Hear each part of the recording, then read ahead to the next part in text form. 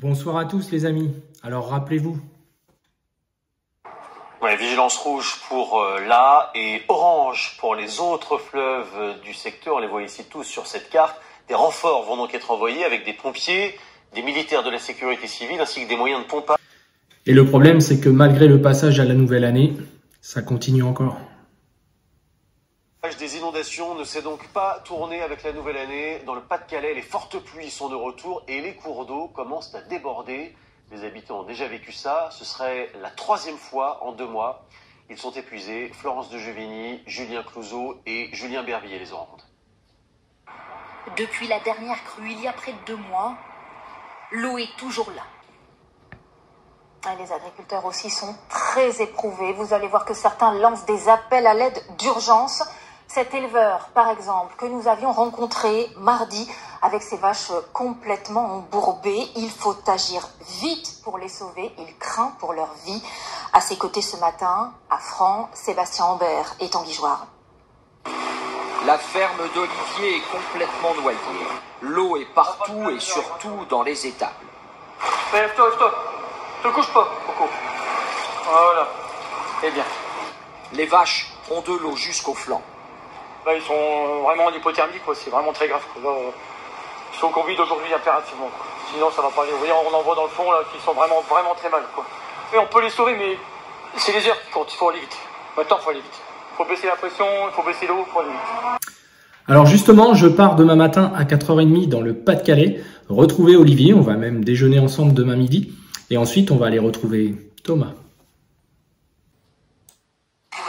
Des vaches évacuées en urgence pour éviter qu'elles ne soient noyées par la montée des eaux. Cette image, Thomas Candal ne l'oubliera jamais. En quelques heures, sa ferme a été totalement inondée.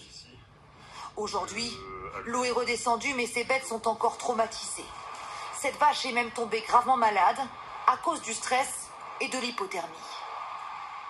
Je vais faire intervenir les vétérinaires qui sont venus l'opérer en urgence ce matin.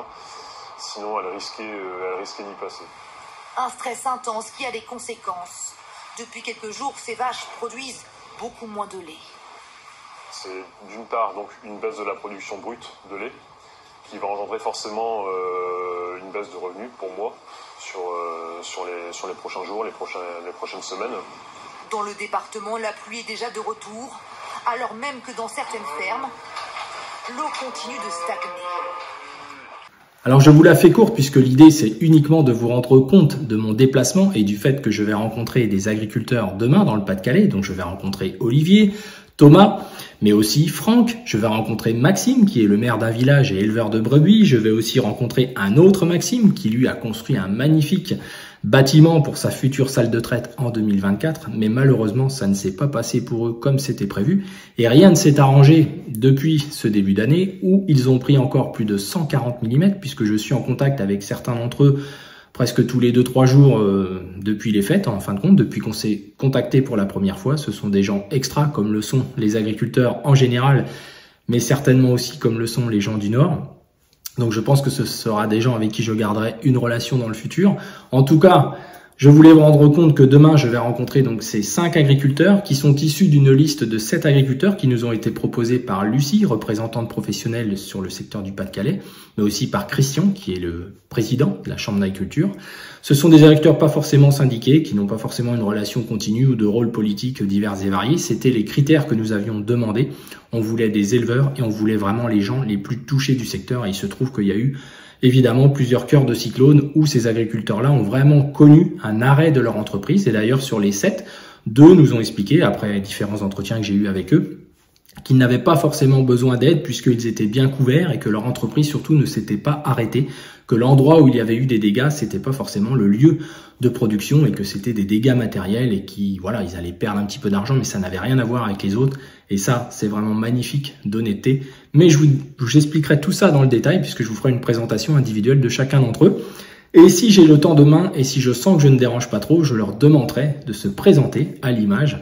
Pour ceux en tout cas que je verrai, car je verrai peut-être pas tout le monde demain.